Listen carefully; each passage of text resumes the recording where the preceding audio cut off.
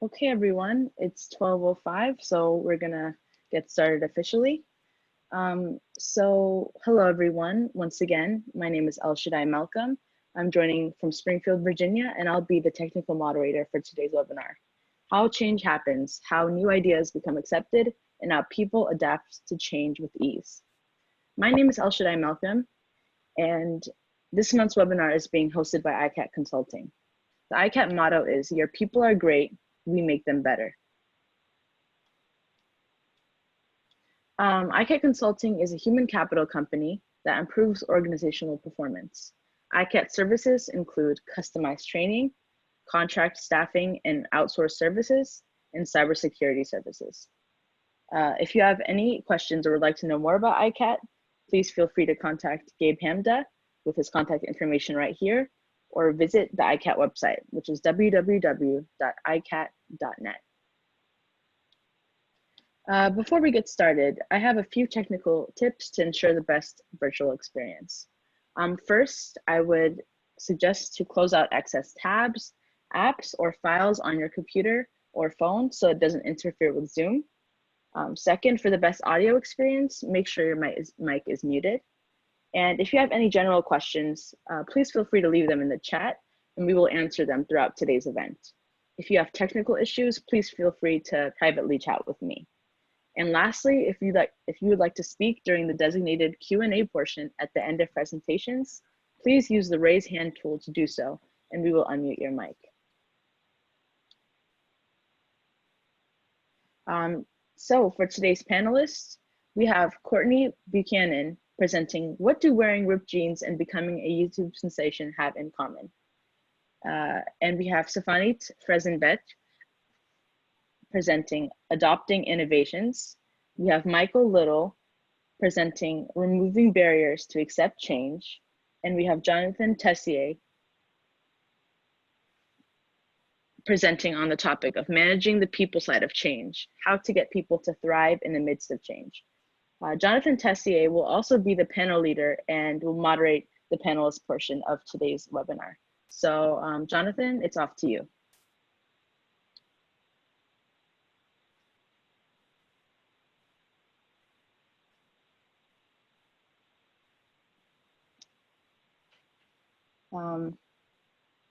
Jonathan, it's off to you. Make sure to unmute your mic, please.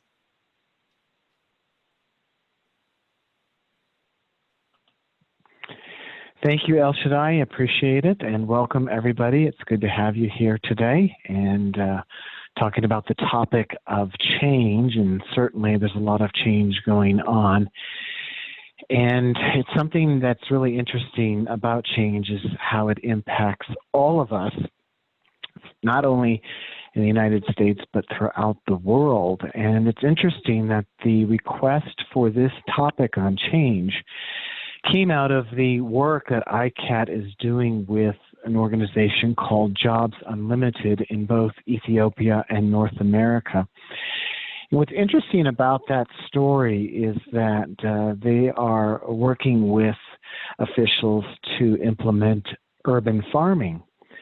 And you've got all the resources and materials available to make this happen, and yet there's hesitation. And I think that's a great example of what we face when we look at change. All of us know we have to change, experience change daily in our lives, and yet there's this hesitation, this pause, even this resistance sometimes to change.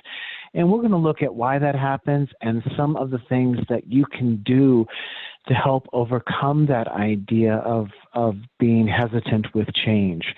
And all of our panelists today are going to give you some great insights. And as I've always done in the training programs that I have delivered, I've always asked participants to really think about taking away what is of most value to you in what you're about to hear. It's kind of like a trip to the grocery store, right? You don't go to the grocery store to buy the things that you already have. You get what you need and don't have. So approach learning the same way and take away from these panelists and their great experiences something that's going to really benefit you when you're done with this webinar here in an hour. So with that said, I am going to pass the baton over to Courtney. And Courtney is going to talk about this whole idea of change and how it requires a start. And she's going to do it in a very interesting and unique way. So Courtney, I'm handing it off to you. Thank you so much. I'm so happy to be here. My name is Courtney Buchanan again, and I am joining in from Atlanta, Georgia. Let's dive right in. Please feel free to take a picture of my contact information after it's all said and done, but let's go. So what do wearing ripped jeans and becoming a YouTube sensation have in common? And I'm sure that each of you have been on YouTube and seen that one video of somebody doing something absolutely absurd, and you're thinking to yourself, why does this video have millions of views? What's so special about this? I could have done this in my house and put this up, and it wouldn't have happened that way, right? Well, let's do a quick history check on ripped jeans. So ripped jeans first became popular in the early 1980s. Prior to that, they were actually associated with those that were less fortunate. They were associated with poverty. They were not seen as a fashion statement. It was literally the fact that the one pair of pants that you had, you'd worn them so much that they now had holes in them. Well, in early 1970s, the genre of music entitled heavy metal was born. So that includes people like Ozzy Osbourne or Slipknot or the group AC/DC, right? Once that came about, they decided to wear these ripped jeans to be a part of the heavy metal persona. They began wearing them in 1970, but do you know it actually took 10 years before the average individual started adopting the practice of wearing ripped jeans as a quote unquote trend. So why, you may ask that question? Let me get to my next slide. Yes. So why did they become popular? I want to share a definition with you, the definition of idolization. It means to worship as a god broadly, or to love and admire to the excess that people are then seen as holier. Now, these heavy metal artists began being idolized. That means I want to look like them. I want to act like them.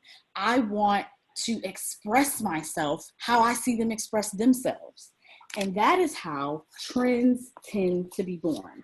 Now, sometimes we don't, however, understand the difference between a trend and a fad. So a trend says that it starts as something, it begins to gain traction, people begin to adopt that action, and it oftentimes transitions into various markets, right? So with ripped jeans, it started actually as something for the poor. And when it picked up as a trend, it was people that were into that genre of music, being heavy metal. But now, transparently, that's not my favorite genre to listen to, but I definitely love a good pair of ripped jeans, where a fad becomes popular, but it doesn't progress. So YouTube sensations and wearing ripped jeans are both trendy, but sometimes a YouTube sensation is actually a fad. So when you are building out your brands, when you're building out viral content, you have to ask yourself, do I want this to actually be a trend where it continues to start, it transitions, it repositions itself, or a fad where I build up a lot of momentum, it happens, but after that, it kind of fades away. Again, those fashion cycles that have happened through the 1990s, early 2000s, and it is actually predicted that ripped jeans will again resurface as a leading trend in the fashion industry in 2021. Why? Because there's sustainability in it. It's something that people have attached themselves to, they have an emotional response to, that outlives the product itself and has taken it beyond its origin with heavy metal. Can I have the next slide, please? So how do you start? How do you build out something that is trendy or a fad? The first thing is you actually have to start. You have to put yourself out there. You have to do what feeds your heart. There is a YouTube sensation. Her name is Lala.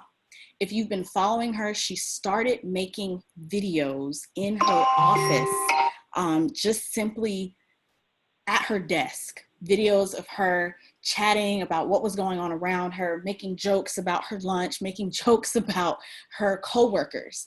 And she kept doing it. And not because she thought she wanted to become a trend or become a fad, but because it fed her soul. And 10 years later, she is now one of the top entertainment moguls in America. But she started doing things that were simply feeding her heart. And the last thing, besides being consistent, right? Because she kept putting out content throughout that entire span of time when she was sitting at a desk at a job she doesn't like, all the way to now hosting large, massive events like BET Awards, right? She was consistent. She did what fed her heart, and she accepted progress over perfection. She continued to make strides. Those heavy metal artists that initially started wearing ripped jeans, they did it because it's what they wanted to do, and they did it consistently. And for them, it wasn't about other people's perception of them, but just their own perceptions of themselves. I'm not sure if you've heard of this trend as I close called the Don't Rush Challenge. There is a video that went around after everybody got in quarantine. And it shows people usually with a makeup brush in the camera. They're not dressed, they're not cute, they're not trendy or fad-based. They're usually just getting out of bed. They swipe the camera with their makeup brush and then they reappear and they're now fashionable, they're super trendy, etc. Well, the song on this video, came out in November of 2019 by an artist called Young T and Bugsy. November of 2019. Somebody took that song and put it behind a TikTok video. And now 40 million views later, it is viral and it is on trend right now. Dare I say it's actually a fad, right? Because it won't continue to transition and rework itself in the market. But that's how it blew up. Two people doing what they love, sharing their hearts with the world, and somebody else taking it and turning it into something even larger than they could have ever imagined. So as you, again, build your brands, do the things that feed your heart, start, be consistent, and remember, progress over perfection.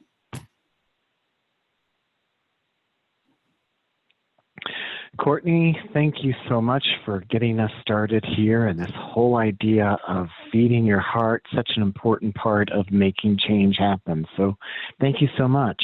Appreciate it. Thank you. All righty. And with that, we're going to move on to Stefan Friesenbett, and she is going to talk about adopting innovation. Thank you, John. Thank you, everyone, for joining us. And it is my pleasure to be one of the panelists in this group. Next slide, please. So I'm going to start by going through different ways of behavior change, whether it's adopting a new idea or preventing a behavior that we need to avoid, like adapting new technology, robotics, artificial intelligence. The TikToks now, my daughters are crazy about that. They're on it all the time. Eating healthy, adapting new behavior, like what we're doing right now, covering mouths, social distancing, quit smoking cigarette, exercising, or maybe changing sleeping habit. My topic today is more focused in community adoption of new innovation. But let's start by saying, why is it hard to change a behavior or adapting a new innovation? There are many reasons, but a few of them start with fear. one of the biggest reasons. The old saying, if you ain't broken, don't fix it. People, if they're okay with things, they don't want to change it. And if they change, the fear is, what if I fail? The other one is time. People want to see the positive results in a short time. And if that doesn't happen, they lose interest. How about lack of understanding or awareness of the innovation itself? If people don't know what's in it for them, they tend to ignore it, or they don't even participate in any type of change. Now, in order to understand how people adapt to new ideas, let's look at the study done in 1962 by Dr. Everett Rogers. Dr. Rogers wrote one of the most influential social science book called Diffusion of Innovation.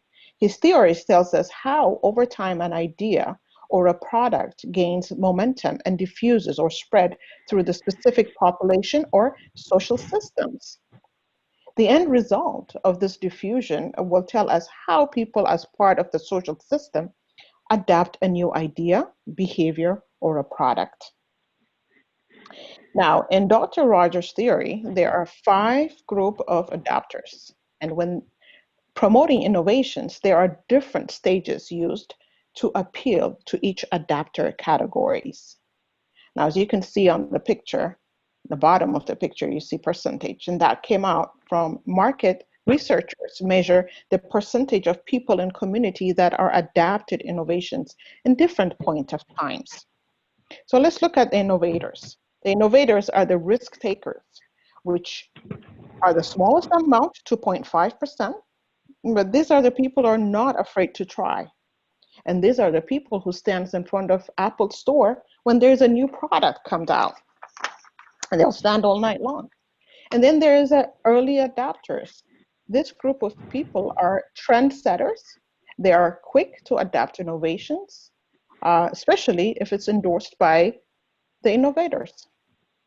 The strategy for these people are, prepare a how-to manual or information sheet. As long as they have that and they see the innovators are using it, they'll jump on it.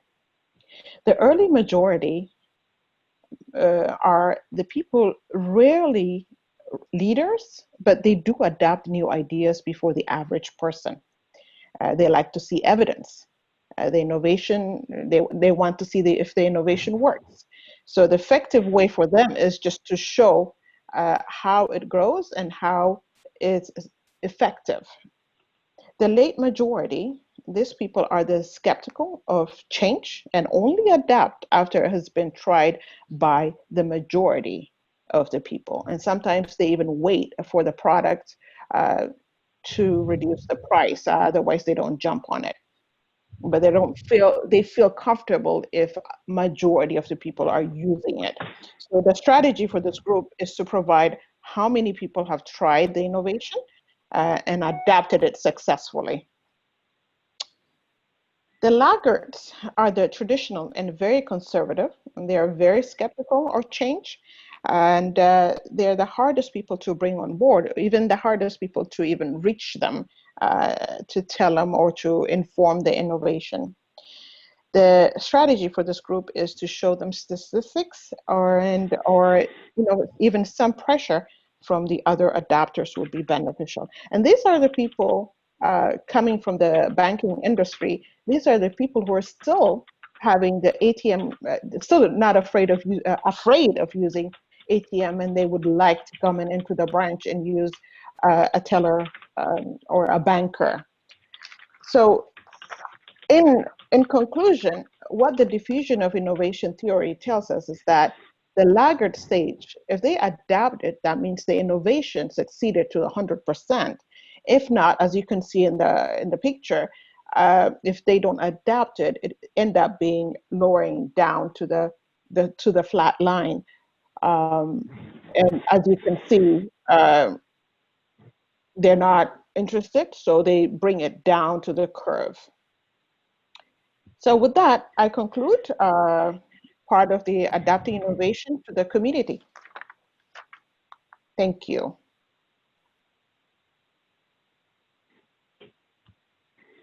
Thank you so much. I just had put in the chat that as I was listening to that, I thought, I think I'm right there in the middle. I'm not a hesitant with change, but at the same time, I'm not the one out there anxious to get something new all the time either. So that was an interesting chart. Thank you for that. And again, if other of you have an opinion on that, where you see yourself in that chart, go ahead and put it in the chat. So Savant, thank you for that. And we are going to move on to Michael. Michael, take it away. He's going to be talking about removing change barriers. Thanks, Jonathan. Again, my name is Michael Little. And for the next 5 minutes, I'm going to talk about barriers to change. So what are the different kinds of barriers? Why should we remove the barriers? And how do you remove the barriers? So with that, let's jump in and start talking about barriers. You know, change often looks like an impossible task trying to navigate around the barriers or over the barriers. To be fully able to grasp removing the barriers to accept change, we first need to define what kinds of barriers there are. So I've classified the barriers into two types for this presentation, physical and mental. To help us go through this discussion, I'm going to use an example I think most of us have experienced in 2020. Remote working, whether you love it or you don't. When I think of remote working, there are several items that come to mind. First, can I find a good space to work that is quiet, safe, and has privacy? Now in my house, that would not be my dining room table. Between the 4 kids, a dog, and a working wife, it would not be quiet, nor would I have any privacy. And then what about access to technology? Think about your phone, computer, proper internet access, and of course, you got to have at least 2 monitors if you're used to working in an office. So while these physical barriers are real, as a professional and a manager, I'm more concerned with dealing with the mental barriers of my team. Can I keep up with the work without my team next door to me? How will I know if my team is working or playing? And what happens if I or we fail at remote working concept? This is fear. It is anxiety. It is the killer to many dreams and a major barrier to change. Add to this the routine that we all had at the office. You know, the meetings, the lunches to talk about a project assignment, even the clock in times and the clock out times. What will happen when I work remotely? Well, I have to now create a whole new routine. The barriers that prevent us from moving forward, they are definitely real. But let's now talk about why it's important to remove those barriers to change. Well, rewards, of course. When you can remove barriers to change, you are rewarded with riches beyond your wildest dreams. Well, almost. In an example of remote working, we are fearful of what to expect, how to do it, and not even sure if we can do it. It's a daunting task. However, think about what is on the other side. If you can tackle this remote working concept, then what a difference you will make in your life, even your company's bottom line profits. Plus, you will have developed a whole new set of skills with a self-starter attitude, project management skills to help with staying on deadlines, and even become proficient and learn new technology that's available. Plus, add in a new level of self-confidence for tackling a change that was forced onto you, and you're ready to go to the next level. As a manager, when I'm trying to hire employees, I look for skills, experience, personality, but I also want self-confidence. It tells me you will get in the trenches with me and not back down. Now, of course, the other big reward is money. If you put these new skills with remote working and build your self-confidence on tackling projects that seem impossible, then you're going to bring more value to your company. And this doesn't mean you get paid tomorrow, but invest in yourself today and that return will come down the road. Now, don't forget that all these rewards for your company as well, the company can save on physical location costs, relocation costs for new employees, and especially lower their insurance costs because there's less travel going on. There are rewards everywhere. So now that we kind of understand what kind of benefits can happen with removing the barriers, let's go to how do we actually accomplish this.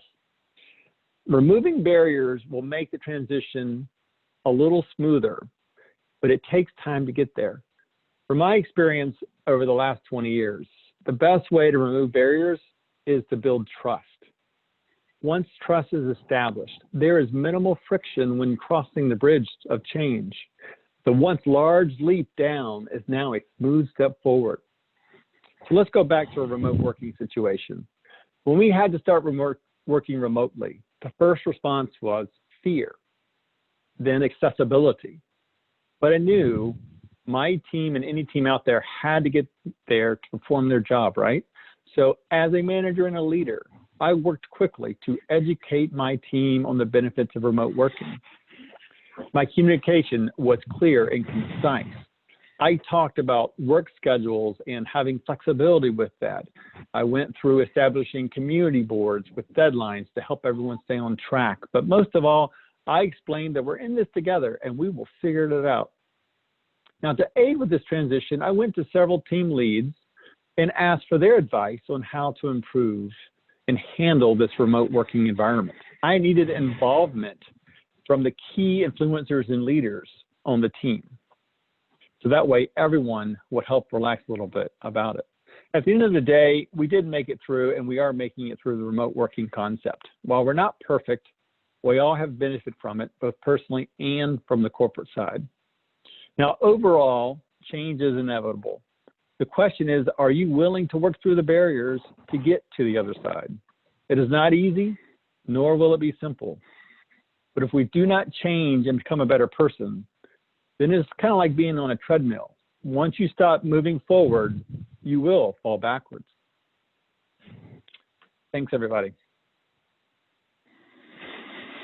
Michael, thank you. I really love your image because of that dip that we typically don't think about in change. And I'm happy you have it because it's a nice segue into my conversation, because I talk about that dip a little bit as well, but I like how you illustrate it in a very simple way. So Michael, thank you so much for that presentation. All right, everyone. I'd like to talk about change, and I'm going to talk about change from this idea of what we can do to help people get through change. And I want to bring up some of the most overlooked aspects of change that can really make a difference. And so what I'd like to do is I'd like to first start by asking everybody on the call a question. I want you to imagine, if you could go back, please. El Shaddai, thank you. I'd like to ask everyone on the call to think about a situation for a moment. I want you to imagine that you have just purchased a brand new set of living room furniture. Okay? And that furniture is going to be delivered to your house tomorrow. Now, in the chat, I'd like to hear from some people. What would you do to prepare for the arrival of your new furniture tomorrow? So just take a moment and type in what you would do to prepare to receive that new furniture tomorrow.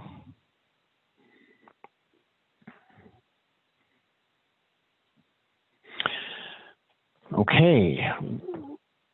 Roberta says, move out the old furniture, vacuum the floor, clear a space. Yep, make space for the new furniture, throw out the old stuff, right? Good comments there. And you're right. How can you bring in this new furniture if old furniture is already taking up the space where the new furniture is going to be put? So I want you to think about that as we go through this presentation here, this idea of creating a space, okay? And what I'd like to do is, before I give you some tips on how to really handle change, we have to understand what change does and then some of the phases we go through in order for us to ultimately accept change. Now, up on the screen, you see that there is a storm. And I want you to keep this image in mind because change stirs a lot of emotions in us, okay? And we have to accept and understand what that emotion is telling us in order for us to work ourselves through any change. And we typically don't think about the emotional piece of it. We typically think about the action piece of change and not the emotional response piece of change. And this is what we really have to focus in on if we're going to accept and work with change. So think about that emotion, and I'm going to give you 3 steps or 3 phases, if you will, that all of us go through when we're dealing with change. And this can be any change, big or small. There are 3 phases that we go through with change. And if we don't go through these phases, the change isn't going to happen for us in the easiest way possible. Phase number 1 is called mourn and let go. And, you know, a lot of times people feel like they're letting go, but they're not doing that mourning piece. And both of those are important. We have to keep in mind that with every change, again, no matter how big or small that we confront, we have to mourn it. In other words, there's an ending to all change. There is a loss. If you think back to Michael's image, there's a dip, right? There's a loss with any change. And that has to be dealt with first. If we do not deal with what is lost first, we will be less receptive to change down the road. So keep that in mind as we go through that. You've got to have this mourning and letting go process happen. And a great image for that is on the next slide here, and that is the image of a trapeze artist. That's what I want you to think about when you're thinking about this idea of letting go. You are a trapeze artist. And the fact of the matter is, for you to do what you need to do as a trapeze artist, you've got to let go of that handle. And that's no different than how we feel and experience with change. We must give up something old in order to get something new. So that trapeze artist lets go of the old or the handle that they were swinging on, and they reach out for something new. Now, here's the thing you've got to keep in mind. The moment you let go of that handle, it can get a little scary, can it? Because at that moment, you might be going, oh my goodness, what did I just do? I gave up something old and comfortable for something new, but right now I'm pretty scared about what I just did. So when that happens, we've got to trust that even though we're feeling a little scary, that someone is going to reach out, and we're going to reach out, and we're going to be okay. But before that can happen, again, you have to mourn and let go, and then you've got to enter into that second phase. Phase 2 of the change process is called enter the neutral zone. And here's where you're going to feel a little bit alone. You're going to be in the midst of this empty space. And all of a sudden, it's going to feel like, letting go of what was known and comfortable was a really big mistake. So if you think back to that analogy that I gave you at the start of the presentation, you were all right. You have to move out the old furniture in order for there to be a space for the new furniture. But as you're standing or sitting in the middle of that empty space, your mind starts to think, did I do the right thing? Did I buy the right furniture? Did I go about this the right way? And you're there all alone, and there's these emotional feelings and responses coming up. And so that can be a little challenging. And depending on the size of the change that you're dealing with, being in that neutral zone could happen short amount of time, or it could be a long amount of time.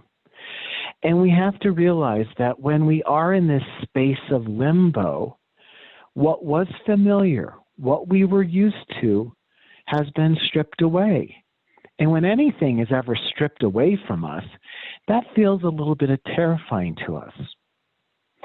So we have to allow time to be in that neutral zone.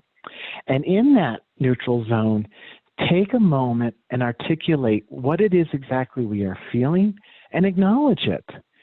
It's okay to feel something. It's okay to have an emotional response to change. And if you just try to bury those emotions, that's not going to work. Identify it and acknowledge it. Yeah, I am feeling this way, because your feelings are valid.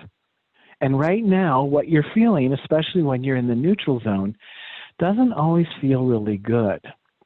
Now, one of the things we forget about when we're in this neutral zone, empty space place, is that that neutral zone is also a time of excitement, because something new is coming, something new is formulating. And positive things, even though we don't feel that right at the moment, positive things are happening. It just takes time. And you have to be patient. And as Michael said a moment ago, you have to trust in what's coming, and you have to trust in the people that you're working on that change with. So even if you can't see the change, trust that it's going to work out better. And when you do, you'll eventually go into phase 3. And phase 3 is what we call the arriving at a new beginning. And it's only when we have emptied out a space with getting rid of the old can something new show up. And so I need you to think about these 3 phases: mourn and let go, enter the neutral zone, and arrive at a new beginning. Now, why is this important for us? It's important for us because if we do not do this, change is going to be much more difficult for us to handle. And so let me give you another illustration of how to think about this change here. And if you go to the next slide, you're going to keep in mind that you've got to trust that other trapeze artist is reaching out and is going to grab hold of you, and you're going to be okay. And just for a moment, imagine what you feel the moment you feel secure in that other person's hands, or when that new furniture finally arrives and it's being unloaded from the truck. You feel an explosion of energy and excitement. You feel great about what you've done. And we forget that we're in the midst of all this emptiness and uncertainty. So remember that on the other side of that change, something good is going to take place for you. Now, we've got to be careful about the people around us when we're dealing with change. Next slide. And this is why I say that. It's because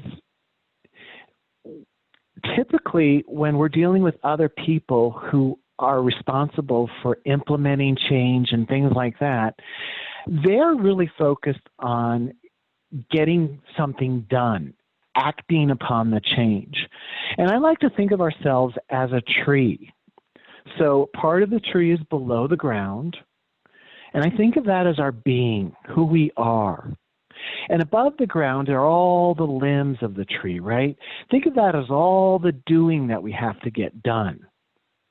And so when we approach change, a lot of us and managers and leaders are all into this get it done, act upon it. And you've probably heard some of what people say just when you try and respond to how you're feeling about change. You get people saying, oh, get over it, suck it up, move on, deal with it. All of those responses have nothing to do with helping you accept change, because they're not allowing you to deal with what you're feeling and what's going on inside of you as a person.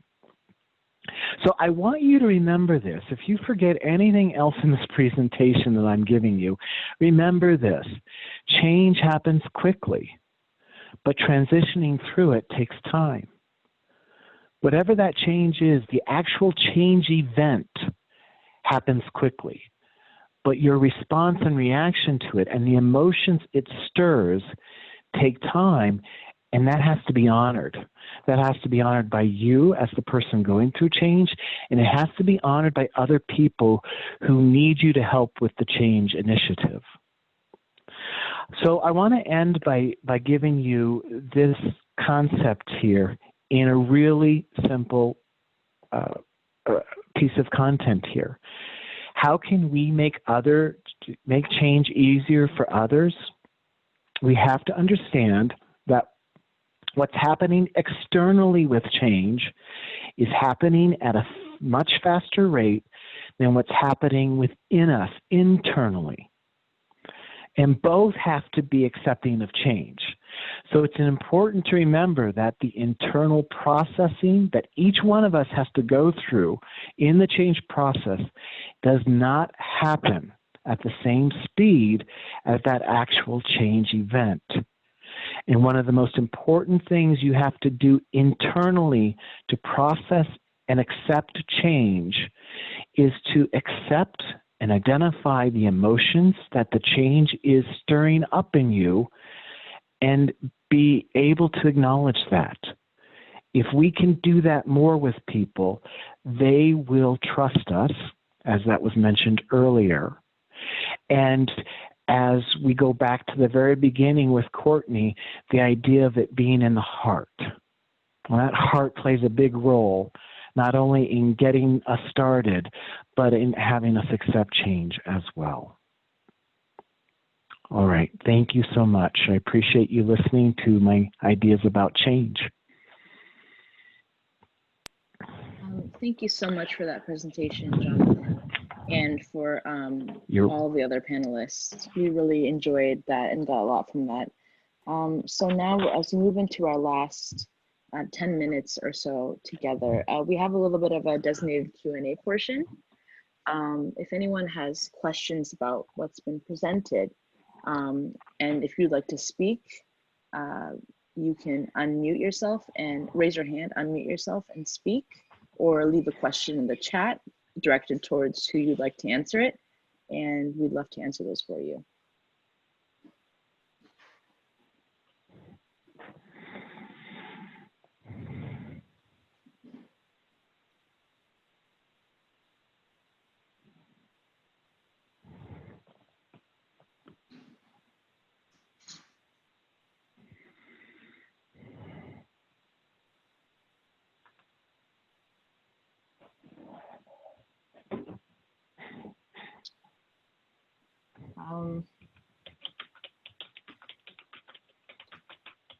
So just to reiterate what I said, if you have any questions about what's been presented thus far regarding content, please be sure to leave them in the chat or use the raise your hand tool to use your mic and speak. We'd love to hear your questions.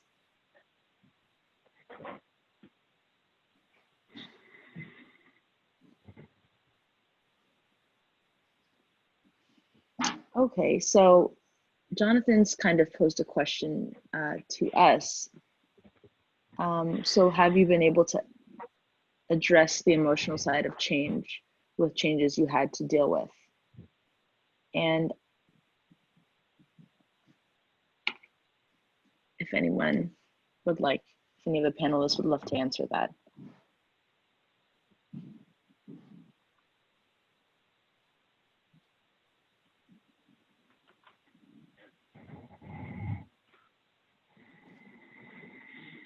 This is Michael. To Jonathan's question, usually with change for myself, a peer group of colleagues or even the social friend side, bouncing the ideas off of the reassurance you get from your group and your friends, you know, the support, those are all key pieces I feel like have always helped the emotional side of transitioning through the change.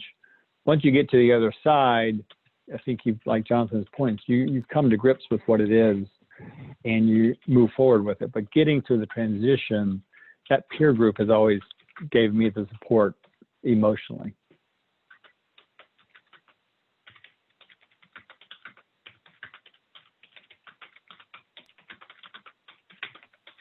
Great, thank you for that answer. And now Roberta's asking us a question. She's saying, not all change does lead to good things on the other side. There isn't always a good trapeze on the other side to catch. How do we prepare for and support others through that kind of change? It's a great question.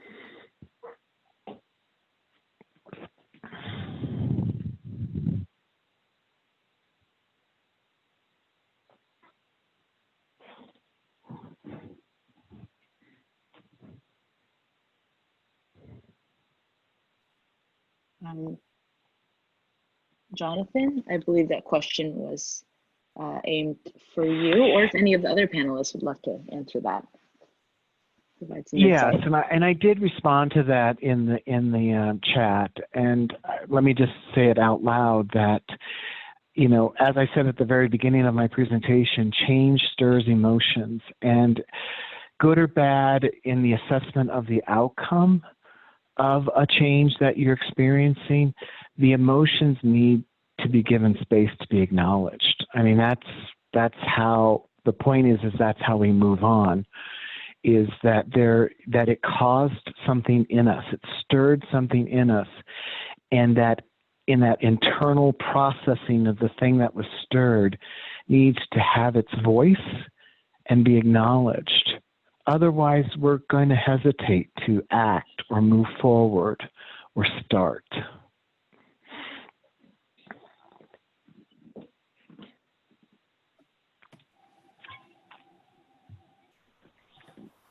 Great, thank you. Thank you for that, Jonathan. If anyone else has any questions, please feel free to leave them, or if any of the other panelists would like to weigh in on this question, we'd love to hear your input.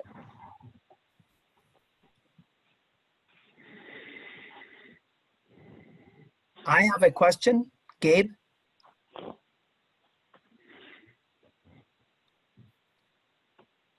Yes, please go ahead. Ask away. Okay, wonderful.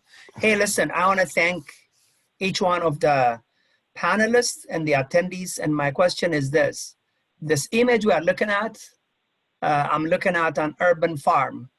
So ICAT has been collaborating with social enterprises here in North America, in the US, as well as in Ethiopia. And so I want to ask each of the panelists to weigh in or give from your perspective, the best, if you have one word of advice, how do we bring a community on board, each family to consider urban farming? To just give you a little background, my family has initiated, urban farming or gardening in our home or backyard or deck.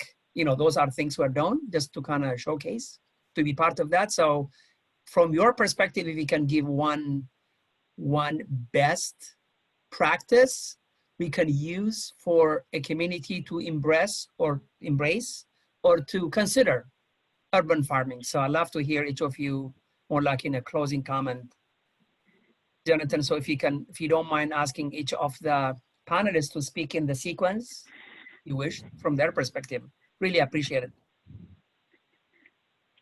All right, Gabe, yes, let's do that. That's a good question. So we'll start with you, Courtney. What are your thoughts on Gabe's question? And from your perspective and your experience and career, what would you recommend?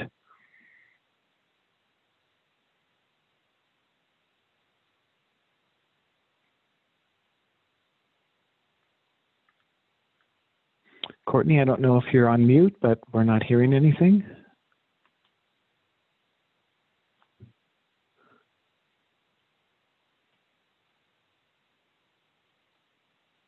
Okay, I'm not sure why we can't hear Courtney. Let me just move on then. Safana, would you like to respond to that question, please?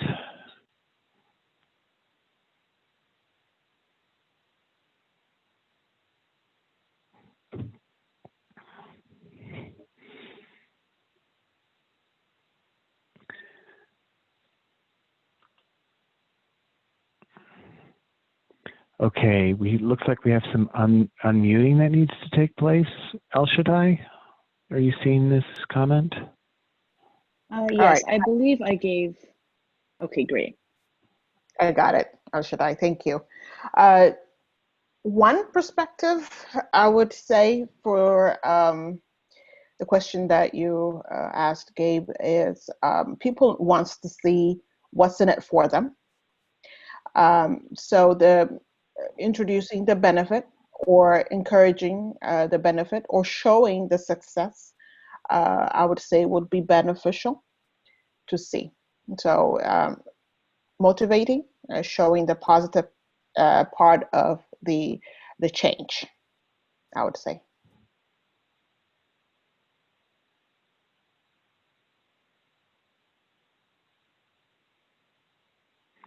Great, thank you. Michael, your thoughts? Sure. To add on to Savanat's point, people do want to see what's in it for them, the benefits, the rewards you get from change.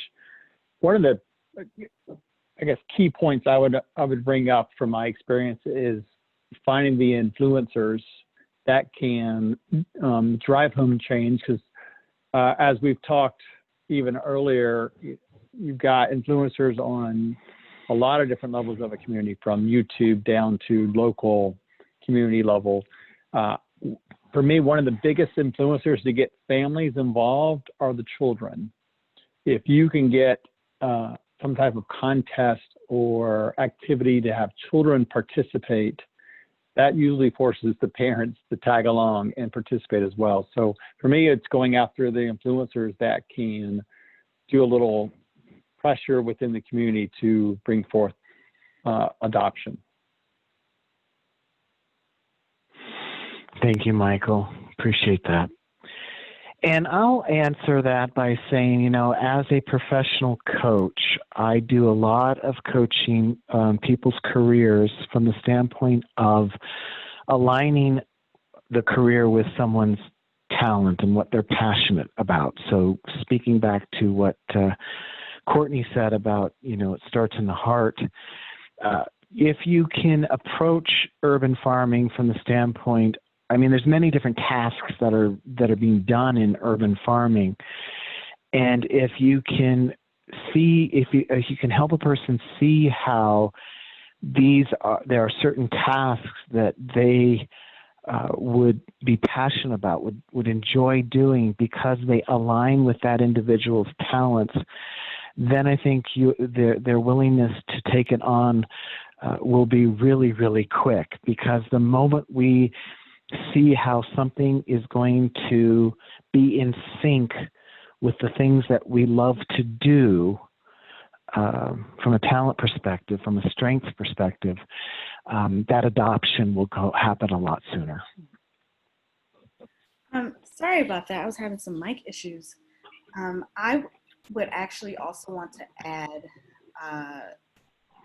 you can present it in such a way where they understand how it is fulfilling their need at their core. People are typically willing to adopt as well. There's this concept, give, give, get. So if you can find a way to position it where you're giving something once, you're giving something twice, and receiving that buy-in, typically people are easier to kind of just move toward a common goal and a common vision.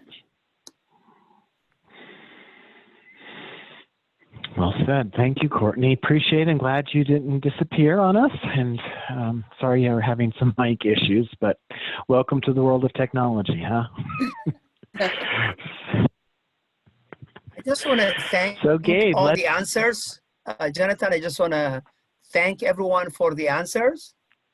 Courtney, the give. Did you say give, get? Mm-hmm. Give, get, or give, receive. Yeah, I love it. And I appreciate everyone for your input. So I just want to add just my own reflection on the matter of urban farming. Okay, you want the community to adopt urban farming because, you know, it's an action against food desert.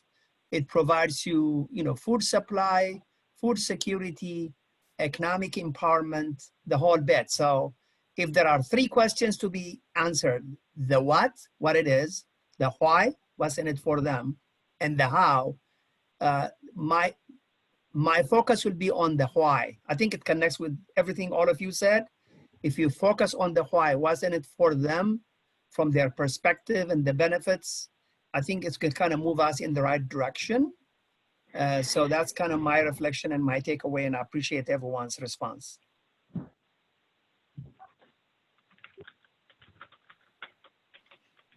Thank you for sharing that with us, Gabe.